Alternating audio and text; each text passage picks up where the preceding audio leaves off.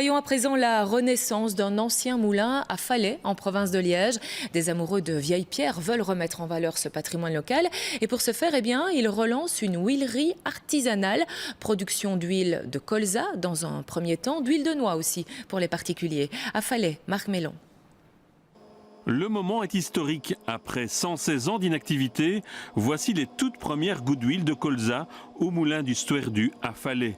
Pour Laurent Van Asselt, le gestionnaire du bâtiment, cette matinée du 2 avril est forcément particulière. C'est l'huile de la région, c'est celle qui est le plus facile d'obtenir ici, surtout pour une activité qui commence. On a bien l'idée un jour de refaire 1 ou 2 hectares de pavot, l'œillette.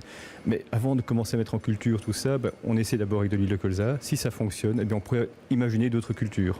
Le moulin du Stuerdu a été construit au XVIIe siècle et est situé dans le parc naturel des vallées de la Burdinale et de la Mehaigne.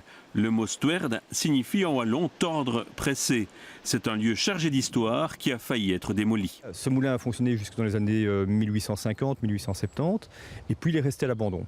On l'a transformé en bâtiment agricole, on y a mis du bétail. D'ailleurs, lorsque les propriétaires l'ont acheté, il y avait du fumier qui allait de la porte jusqu'à presque au-dessus de l'entrée de la roue. Et c'est en nettoyant qu'ils ont découvert tout ce qu'il y avait en dessous, c'est-à-dire la meule dormante, les grosses meules en pierre bleue qui sont là, tout le matériel qu'il y a dans le moulin.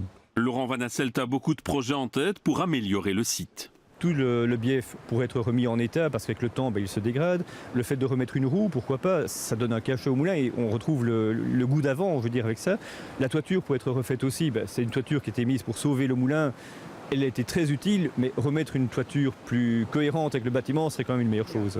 À quelques kilomètres de cet endroit, à Villan-Hesbaye, un autre moulin vient d'être rénové et la roue à aube fonctionne depuis le mois de septembre dernier. Ces initiatives attirent les amateurs de vieilles pierres. À Falais, samedi prochain, le public est attendu pour voir le processus d'extraction d'huile. Et pourquoi pas mettre la main à la pâte. En hiver, ce sont les noix qui seront pressées.